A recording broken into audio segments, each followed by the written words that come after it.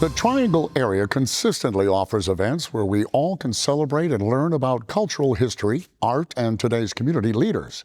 The North Carolina Museum of History is presenting their 25th annual African American Cultural Celebration, loaded with presentations and performances. And we're joined by Earl Ijames and Natalie Rodriguez to talk about it and tell us all about it. And to both of you, thank you for doing this. Who wants to kick this off? I mean, this is it's been 25 years this has been going on. That's a long time. So tell us a little bit about it. Yeah, of course. Yeah. I'm excited to share that, yes, this is the 25th anniversary. This has been going strong for 25 years. This is community members, the Department of Natural and Cultural Resources, and the Museum of History hosts.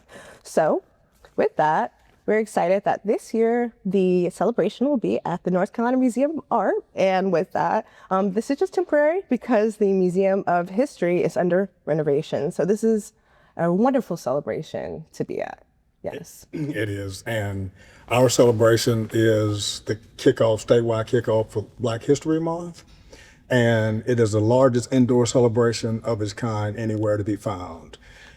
As curator of African American history and agriculture, we've had a tremendous lineup of presenters, reenactors, artisans, performing artists over the years. And this 2026 lineup is another fantastic one.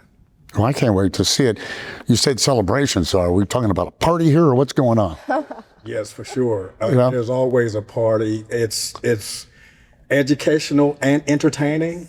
You're going to learn a lot and you're going to have a great time at it, and it's family oriented, and I ask you to get there early as possible and get a good seat because you're in for a show. Oh, man. Well, tell us a little bit. Tease us. What are some of the things that folks will be able to see? I mean, are there hands-on things they can do? Of course, yes. So one thing that's really amazing about the celebration is it's really a community celebration.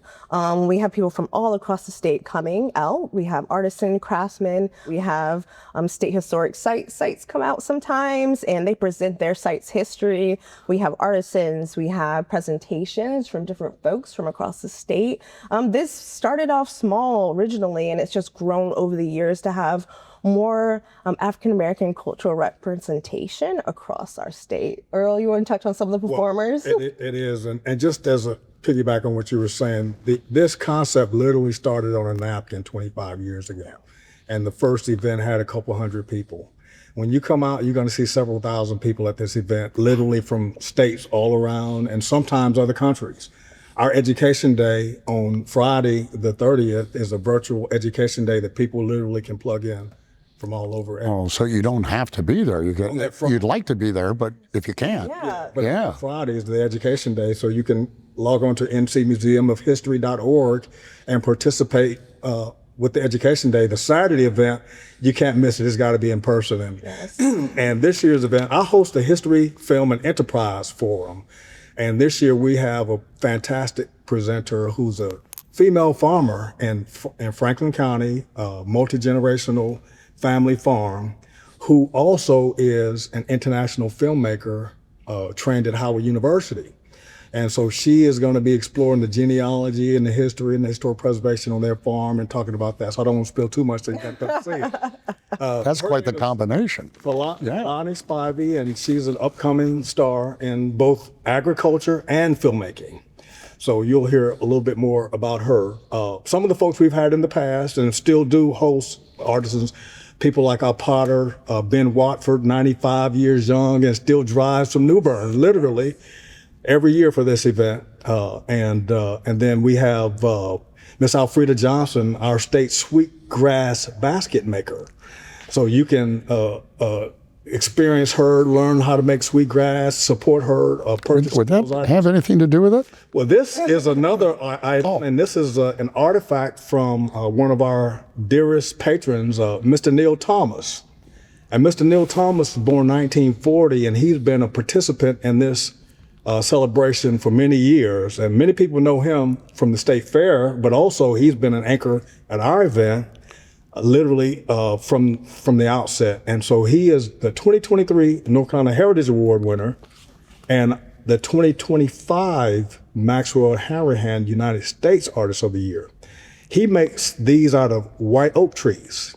Wow. These are split oak baskets. And this is actually an egg basket that that we made, and we have samples of this item in our history collection, because another fantastic outcome from this event is, as a curator, I get this tremendous opportunity to meet all these folks who have all these interesting artifacts that are perfect items for our history collection. And so we've been able to get items from Mr. Ben Watford and pottery in our collection and put these items on exhibit. And we've also had Mr. Neil Thomas's baskets on exhibit at our Museum of History, which is temporarily closed now. But when we open, it's going to be bigger and better. Always is, isn't it? Yes. Can I ask you guys, I mean, it's 25 years young, but has your goal changed? I mean, what was the goal initially when you first started this, and where are you at today, and where do you see you're going in the future? Well, our state, I'm sorry. No, go ahead. I mean, you go ahead. Our state has a, She's too young to have been around that. I mean, that's funny you say that, because I was a kid coming to these celebrations here in North Carolina. Yeah. I grew up in Durham, and this was exciting to come to Raleigh and be a part of the celebration, and then later become a volunteer, and then later work for a state historic site that tables at this event. And now to be part of planning is truly an honor. I really appreciate how this has grown over the years. The goal is to connect to the community, preserve, protect, and promote African-American heritage, and celebrate that culture with the state.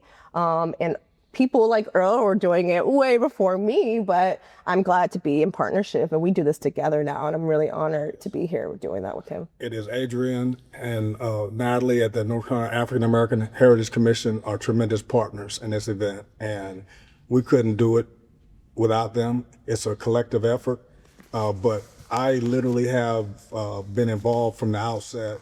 I've been a museum curator since 2008, and before then, as an archivist. And so I had, at the State Archives of North Carolina, so I had opportunity to espouse this, so to speak, from the outset, because our state has a tremendous multi-layered, diverse talent in our African-American community, and it benefits everyone in our community. So when you come to this event, you're gonna see a diverse, inclusive crowd of folks from all over the state, all regions of the state, outside of the state, just enjoying African-American history and culture for what it is, and experiencing it as such. When you come as an opening procession, that includes a drum line. This year's drum line is from the famous Carver High School in Winston-Salem. And then we have a procession of United States Colored Troop reenactors who post the flag. And that procession just in and of itself just galvanizes the whole event. I can't wait. Thank you guys for joining us today, and I look forward to it. And thank you for watching. We hope you have enjoyed today's show. If you have any questions or you'd like to know more, visit our websites at RaleighCW.com and myrdctv.com. I'm Bill Lumaye, and thank you for watching Community Matters, and we'll see you next week.